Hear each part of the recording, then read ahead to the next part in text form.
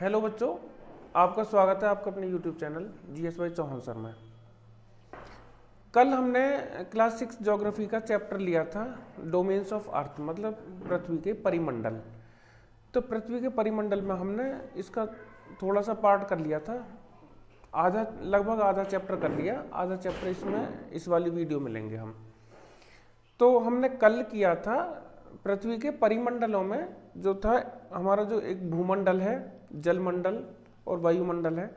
तो इसमें हमने भूमंडल को कर लिया था कंप्लीट। आज हम जलमंडल और वायुमंडल को लेंगे। तो ये सब हमने भूमंडल के बारे में कल समझ लिया था। भूमंडल में हमने जो लास्ट में वो किया था, हम ये महाद्वीप वगैरह किए थे। सारे महाद्वीपों में हमने ये किए थे एशिया, अफ्रीका, यूरोप, उत्तरी अमेरिका, दक्षिण अमेरिका, ऑस्ट्रेलिया और ये अंटार्कटिका। तो मैंने इसके बारे में तो लास्ट में बताया था। एक बात मैं बतानी भूल गया था, इसमें अंटार्कटिका महाद्वीप में मैंने ये बता तो दिया था कि इसमें स्थायी मानव निवास नहीं है, क्योंकि बर्फ की मोटी मोटी चादरों से ये ढका रहता है। लेकिन इसमें इसमें विभिन्न देशों के शोध संस्थान है, रिसर्च सेंटर हैं, विभिन्न देशों के, बहुत सारे कंट्रीज के। तो शोध संस्थान है, जैसे हमारा जो भारत के शोध संस्थान है, एक तो मैत्री है, एक दक्षिण गंगोत्री है। चलो अब इसके बाद हम देखते हैं जलमंडल के बारे में। जो जलमंडल है हमारा, हम देखते हैं कि पृथ्वी जो है हमारी, पृथ्वी में ग्लोब में दिखाता हूं। पृथ्वी का अगर हम देखेंगे, जितना भी नीला नीला पार्ट है, जितना भी ये ब्लू पार्ट है, इसे ब्लू प्लेनेट के नाम से जाना जाता है। ये इसीलिए इसमें जो है ब्लू पार्ट है, इसका नीला नीला जो भाग है पृथ्वी पर, ये सारा जल है। तो इसके अधिकांश भाग पे जल है, तो इसको हम नीला ग्रह बोलते हैं। तो ऐसा होता है, इसमें पृथ्वी के लगभग 71% भाग में, 71% भाग में जल है और 29% भाग में स्थल है। तो जो इसका जो जल है अधिकतर ये महासागरों में है। तो जल अपने सभी रूपों में है यहाँ पे। जैसे जल है महासागर के रूप में भी है, हिम नदियों के रूप में भी है, नदियों के रूप में भी है, झीलों के रूप में भी है, भूमिगत जल के रूप में भी है और जलवाष्प के रूप में भी है। हर रूप में यहाँ पाया जाता है जल। तो जो हमारा इसका जो 71% भाग है जल वाला, उसमें भी 71% में भी जो हमारा पीने योग्य जल है वो बहुत कम है। लगभग पृथ्वी के संपूर्ण जल का, पूरे जल का 97.5%, लगभग बता रहा हूं मैं, 97.5% महासागरों में है। ओनली 2.5%, 2.5% जो है वो जल है हमारा नदियों में, और भूमिगत जल है और हिम नदियां वगैरह, इनमें ये जल है। तो अधिकतर जो भाग है ये लवणीय जल है, सॉल्टेड वाटर है ये।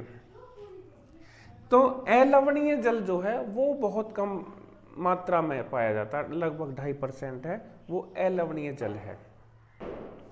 तो इसी वजह से हम इस नीले ग्रह पर रहने के बावजूद भी, हम नीले ग्रह पर रह रहे हैं, इसको ब्लू प्लेनेट की संज्ञा दी जाती है हमारी अर्थ को। हम इस नीले ग्रह पर रहने के बावजूद भी पानी की कमी को हम महसूस कर रहे हैं। तो अब ये तो हुआ खत्म। इसके बाद में अब हम चलते हैं महासागरों के बारे में। महासागरों में अगर हम देखते हैं, महासागरों में जो महासागर एक जल का बहुत बड़ा स्रोत है, ये जलाशय, बहुत बड़े जलाशय हैं, वाटर बॉडीज हैं ये। तो इनमें जो जल पाया जाता है वो लवणीय जल है, पीने योग्य नहीं है। तो अब महासागरों में जो जल है, जल वो हमेशा मोशन में रहता, गतिमान रहता जल। तो जैसे इसके हम देखते हैं महासागरीय धाराएं, तरंगें, ज्वार भाटा, ये 3 प्रकार की इसकी गतियां हैं, महासागरीय जल की गतियां। अब महासागरों में भी हम देखते हैं जो हमारे महासागर हैं मुख्य मुख्य, वो 5 महासागर हैं। तो हम अगर बड़े से छोटे की तरफ बढ़ते हैं, बड़े महासागर से छोटे महासागर की तरफ बढ़ते हैं, देखते हैं, तो सबसे पहले आता है हमारा प्रशांत महासागर। प्रशांत महासागर सबसे बड़ा महासागर है। उसके बाद में जो सेकंड वन आता है, सेकंड नंबर है जिसका, वो अटलांटिक महासागर है। फिर बाद में हिंद महासागर है, दक्षिण महासागर है, और लास्ट में आर्कटिक महासागर है। इसमें हम इसमें देखते हैं, इस मैप की सहायता से देखते हैं। तो प्रशांत महासागर मैंने इससे पहले वाली वीडियो में भी बताया था, ये इधर और इधर, ये सारा हमारा प्रशांत महासागर है उधर। तो प्रशांत महासागर सबसे बड़ा महासागर है। हम प्रशांत से अब देखते हैं, मतलब इसको थोड़ा सा मेमोराइज भी करना, इसको थोड़ा ध्यान में रखना किस तरह से हम बताएंगे। पहले सबसे पहले प्रशांत, ऐसे ही चलते जाओ, प्रशांत महासागर, इससे दूसरा नंबर अटलांटिक महासागर, फिर यहां से इधर को मुड़ जाओ ऐसे, ये पहले प्रशांत महासागर, अटलांटिक महासागर, हिंद महासागर, हिंद महासागर के बाद में तुरंत नीचे आ जाओ दक्षिण महासागर, और लास्ट में टॉप मोस्ट पे इधर ये आर्कटिक महासागर। इस तरह से ये महासागर भी हमारे ये क्रम से हैं, इस तरह से इनका क्रम बना हुआ महासागरों का। तो ध्यान रखना, ऐसे चलना, ऐसे नीचे आना, लास्ट में ऊपर पहुंच जाना। अब अगर हम देखते हैं कि ये हमारे जो महाद्वीप थे, महाद्वीपों को भी थोड़ा सा देख लेते। मैंने 2-3 ये बता दिए थे बड़े। सबसे बड़ा, हम बड़े से छोटे की तरफ, महाद्वीप की तरफ चलते हैं। ऐसा क्वेश्चन भी पूछ लिया जाता है कभी कभी, सबसे बड़ा महाद्वीप कौन सा, सबसे छोटा कौन सा है, या इसके बाद कौन सा नेक्स्ट जो आएगा छोटा महाद्वीप कौन सा आएगा, इस तरह से। सबसे बड़ा महाद्वीप हमारा एशिया महाद्वीप है। उसके बाद है दूसरा नंबर अफ्रीका का होता है, फिर नॉर्थ अमेरिका होता है, साउथ अमेरिका होता है। तो उसके बाद जो होता है हमारा, ये होता है अंटार्कटिका, फिर यूरोप और ऑस्ट्रेलिया, इस तरह से होता है। तो हम इसको इस तरह से ध्यान रखेंगे कि एशिया, इससे तुरंत नीचे आ जाओ, इस तरह से यूं नीचे अफ्रीका, फिर चले जाओ उत्तरी अमेरिका की तरफ, यहां दक्षिण अमेरिका की तरफ चले जाओ, अंटार्कटिका, इससे फिर अपने एशिया के पड़ोस में चले जाओ यूरोप, और लास्ट में ऑस्ट्रेलिया। ऑस्ट्रेलिया मैंने बताया भी था पहले कि सबसे छोटा महाद्वीप है। तो ध्यान रखना, एशिया, अफ्रीका, उत्तरी अमेरिका, दक्षिण अमेरिका, अंटार्कटिका, यूरोप और ऑस्ट्रेलिया। इस तरह से ये महाद्वीपों का भी क्रम हो गया बड़े से छोटे की तरफ। सबसे बड़ा महाद्वीप एशिया, सबसे छोटा महाद्वीप ऑस्ट्रेलिया, सबसे बड़ा महासागर प्रशांत महासागर, और सबसे छोटा महासागर जो हो गया ये हमारा आर्कटिक महासागर। इस तरह से याद रखना। चलो अब इससे आगे बढ़ते हैं। ये जो महासागर हैं, हम इनको भी 1 बाय 1 देखेंगे। सबसे पहले सबसे बड़े महासागर को ले लेते हैं। हमारा जो प्रशांत महासागर है, प्रशांत महासागर सबसे बड़ा महासागर है। ये पूरी पृथ्वी के लगभग 1/3 पार्ट को घेरे हुए, 1/3 भाग को घेरे हुए अकेला प्रशांत महासागर। और इसका जो आकार है ये लगभग गोल है, लगभग सर्कुलर है ये। तो ये बाकी एशिया, ऑस्ट्रेलिया, उत्तरी अमेरिका और दक्षिण अमेरिका इसके चारों ओर स्थित हैं। जैसे आप देख सकते हो कि प्रशांत महासागर एक तरफ इसके क्या है, एशिया है, ऑस्ट्रेलिया है, और इसके अपोजिट दूसरी तरफ इनके अपोजिट में क्या क्या है, उत्तरी अमेरिका और दक्षिण अमेरिका। तो ये हमारा हो गया प्रशांत महासागर। अगला महासागर आता है हमारा अटलांटिक, नेक्स्ट वाला जो अटलांटिक महासागर। अटलांटिक महासागर के बारे में देखते हैं हम। तो ये जो अटलांटिक महासागर है, ये अंग्रेजी के लेटर एस, कैपिटल एस की शेप में है, इस तरह से ये ऐसे ऐसे एस बनता है, इसमें एस के आकार का ये इस तरह से। तो ये जो अटलांटिक महासागर है, इसकी जो तटरेखा है ये बहुत ही दंतुरित है। ऐसे समझिए दांतेदार, दंतुरित है, इंडेंटेड। तो ये दंतुरित होने की वजह से ये प्राकृतिक पोताश्रों और पत्तनों के लिए बहुत ही आदर्श स्थिति है। और अगर व्यापार की दृष्टि से देखा जाए, बिजनेस की दृष्टि से देखा जाए, तो ये सबसे ही ज्यादा व्यस्त, सबसे ज्यादा बिजी महासागर है। तो अब ये अटलांटिक कर ली। इसके बाद में अब हम आएंगे नेक्स्ट वाले पे, हिंद महासागर पे, जो अगला महासागर है। तो ये जो हमारा हिंद महासागर है, इसका नाम हमारे देश हिंदुस्तान के नाम पर पड़ा है। हिंदुस्तान के नाम पर इसका नाम हिंद महासागर पड़ा है। ये महासागर जो है लगभग इसका आकार त्रिभुजाकार है, त्रिभुज के आकार का। हिंद महासागर के उत्तर में, इसके उत्तर में एशिया है, इसके पश्चिम में इधर, इसके पश्चिम में हमारा अफ्रीका है और इसके पूर्व में ऑस्ट्रेलिया है। तो इस तरह से ये हमारा है, क्या मतलब त्रिभुजाकार है, इसकी स्थिति त्रिभुजाकार है। इससे नेक्स्ट क्या है, दक्षिण महासागर। दक्षिण महासागर ने अंटार्कटिका महाद्वीप को चारों तरफ से घेर रखा है इसने, अंटार्कटिका महाद्वीप को। और अंटार्कटिका महाद्वीप से ये उत्तर की तरफ 60 डिग्री अक्षांश तक फैला हुआ है। इसके बारे में इतना ही। इससे नेक्स्ट अब अगला महासागर लेते हैं हम।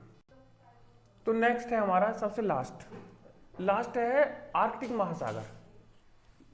आर्कटिक महासागर उत्तरी ध्रुव में स्थित है। इसने उत्तरी ध्रुव को पूरी तरह से घेर रखा है और यह प्रशांत महासागर से एक छिछले जल के द्वारा ये जुड़ा हुआ है, छिछले जल। तो प्रशांत महासागर से, इसको बोलते हैं हम बेरिंग जल संधि। और यह उत्तरी अमेरिका के उत्तरी वाले पार्ट से और यूरेशिया से घिरा हुआ है। उत्तरी अमेरिका के उत्तरी भाग और यूरेशिया से घिरा हुआ है। तो ये वाला आर्कटिक महासागर भी हमारा कंप्लीट होता है। इससे आगे अब आता है हमारा वायुमंडल। हमने भूमंडल कर लिया, जलमंडल कर लिया, भूमंडल, जलमंडल के बाद अब हमारा आता है वायुमंडल। तो अब हम देखते हैं जो हमारी पृथ्वी है चारों तरफ से बहुत सारी गैसों के द्वारा घिरी हुई है, बहुत सारी गैसों के द्वारा घिरी हुई है। तो इसको हम वायुमंडल कहते हैं। चारों तरफ से इसने घेर रखा। इस वायुमंडल में हमारे लिए जीवनदायी ऑक्सीजन भी होती है उपस्थित, जिसके द्वारा हम सांस लेते हैं। ऑक्सीजन ना हो तो हमारा जी पाना मुश्किल है। और जो ये वायुमंडल है हमें सूर्य की हानिकारक किरणों से भी बचाता है। जो सूर्य से हानिकारक किरणें यूवी रेज वगैरह आती हैं तो उससे भी ये वायुमंडल हमारी रक्षा करता है। अब ताप के आधार पर, वे अन्य चीज़ों के आधार पर अगर हम इस वायुमंडल को बांटते हैं, इसके पार्ट करते हैं, तो ये इसके भाग इस प्रकार हैं। सबसे पहले हम पृथ्वी की सतह से ऊपर की तरफ चलते हैं। पृथ्वी की सतह से ऊपर ही वायुमंडल है, सतह के नीचे कुछ नहीं। वायुमंडल जो वायु है उसमें अन्य गैसें हैं जो भी हैं, नाइट्रोजन है, ऑक्सीजन है, कार्बन डाइऑक्साइड है, इस तरह से। तो पृथ्वी की सतह से ऊपर की तरफ बढ़ते हैं। मान के चलो हमारी पृथ्वी की सतह है ये पृथ्वी की सतह, इससे हट के आगे चलते हैं इस तरह से। सबसे पहले आता है हमारा क्षोभ मंडल। क्षोभ मंडल है, फिर है समताप मंडल है, फिर मध्यमंडल है, इस तरह से पहले क्षोभ मंडल, फिर समताप मंडल, आगे मध्यमंडल, फिर आयन मंडल और सबसे लास्ट में होता बहिर्मंडल। बहिर्मंडल वायुमंडल का सबसे लास्ट वाला भाग है, जो हमने 5 भागों में इसे विभक्त किया, डिवाइड किया इसको। तो पहला वाला भाग हमारा सब अर्थ के नियरेस्ट वाला होता है क्षोभ मंडल। तो क्षोभ मंडल, समताप मंडल, मध्य मंडल, आयन मंडल और बहिर्मंडल। तो ये जो हमारा वायुमंडल है ये अधिकतर हमारा ऑक्सीजन और नाइट्रोजन से ही निर्मित है।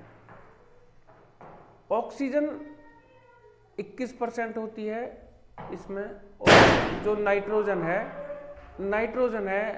78%, 78%। तो ये हो गए, दोनों ही मिलके गैसें, दोनों ही मिलके 99% बैठती हैं। अब इन 99% के बाद में जो 1% बचा, उसमें जैसे कार्बन डाइऑक्साइड है और अन्य गैसें हैं, वो केवल 1% में है। तो हमें जो सांस लेने के लिए हमें जीवन जो देती हैं, हमें जीवनदायी ऑक्सीजन जो है वो पृथ्वी पर उपस्थित है। तो इसमें क्या होता है कि ऑक्सीजन हालांकि बहुत कम मात्रा में, लेकिन फिर भी हमारे लिए ये पर्याप्त, इतनी ये हमें सांस लेने के लिए बहुत लाभकारी है। इसके बाद में जो नाइट्रोजन होती है, ये प्राणियों की, जीवों की वृद्धि के लिए बहुत आवश्यक होती है। नाइट्रोजन, जो हमारी कार्बन डाइऑक्साइड होती है, कार्बन डाइऑक्साइड बहुत ही कम मात्रा में है, लेकिन जो प्रदूषण से ये ज़्यादा बढ़ती जा रही है, तो कार्बन डाइऑक्साइड में एक कमी होती है। कार्बन डाइऑक्साइड जो होती है, जो पृथ्वी के द्वारा छोड़ी गई जो ऊष्मा है, हीट है, उसको एब्जॉर्ब कर लेती है, अपने अंदर सोख लेती है। अपने अंदर सोख लेने के कारण क्या होता है कि इसी से पृथ्वी के ताप में वृद्धि होती है, जिसको हम ग्लोबल वार्मिंग कहते हैं। मतलब भूमंडलीय ताप में वृद्धि हो जाती है। किसकी वजह से? कार्बन डाइऑक्साइड, CO2 की वजह से। क्योंकि CO2 ने वो जो इसने पृथ्वी ने हीट छोड़ी, ऊष्मा छोड़ी, उसको मतलब पृथ्वी के वायुमंडल के बाहर नहीं जाने देती वो CO2 अपने अंदर एब्जॉर्ब कर लेती है। और CO2 हमारे आसपास ही, हमारे नियर बाई रहती है, तो हीट सारी की सारी हमारे आसपास ही रह गई, तो इसके भूमंडल के ताप में वृद्धि हो जाती है, जिसको बोलते हैं हम ग्लोबल वार्मिंग। अब हम देखते हैं ऊंचाई के अनुसार, देखते हैं ऊंचाई के अनुसार वायुमंडल के घनत्व में भी भिन्नता आती है। जो वायुमंडलीय घनत्व है, जो हमारा सी लेवल है, समुद्र तल के पास, घनत्व, हवा का घनत्व बहुत ज़्यादा होता है।